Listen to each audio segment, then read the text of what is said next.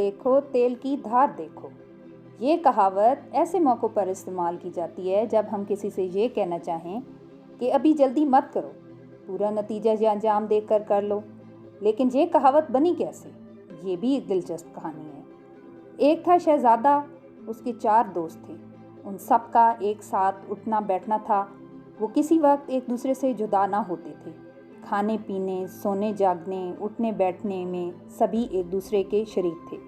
इन दोस्तों में एक तो सिपाही था, एक मौलवी, एक ऊंट वाला और एक तेली था। एक दिन अचानक बादशाह का इंतकाल हो गया और उसकी जगह शहज़ादा तख्त नशीन हुआ। शहज़ादे ने अपनी दोस्ती का हक इस तरह अदा किया कि अपने चारों दोस्तों को अपना वज़ीर बना लिया और सब हंसी खुशी रहने लगे। लेकिन कुदरत को कुछ और ही मंजूर था। आसपास के मुल्कों के बादशाहों ने मिलकर उस मुल्क पर हमला कर दिया। अब तो शहज़ादे, जो अब बादशाह हुजूर बन चुके थे, बहुत घबराए और अपने चारों वज़ीर दोस्तों से सलाह मशवरा करने बैठे। सिपाही ने कहा, इसमें घबराने की क्या बात है, बस डट कर दुश्मन का मुकाबला कीजिए, फतह इंशाअल्लाह हमारी ही होगी। मौलवी साहिब बोले, जनाब मुझे तो इस राय से इत्तेफाक नहीं।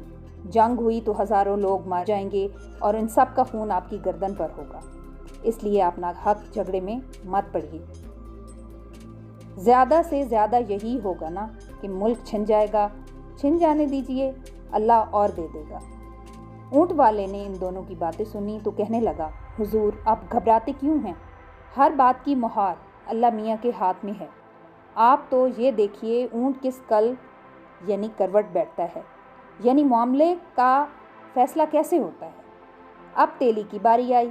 ऊँट वाले दोस्त की बात सुनकर वो कहने लगा, जहाँ पनाह, मेरे ख्याल में हमारे इस दोस्त सारबान ऊँट वाला की बात लाख रुपए की है।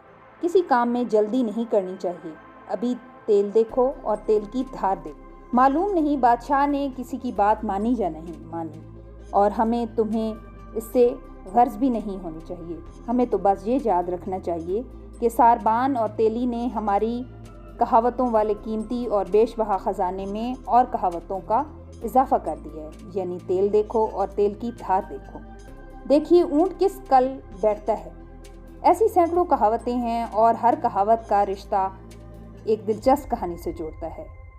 ये कहानी तारीख का कोई वाक़या भी हो सकती है या गुजरे हुए ज़माने की दास्तान, महज़ ख़याली बात, या इसलिए कि कभी कभी कहावतें इस तरह बनती हैं कि किसी को कानो कान खबर भी नहीं होती और लाख खोजने पर भी आदमी इस बात का पता नहीं लगा पाता कि इस कहावत के बनने के पीछे क्या कहानी पोशी।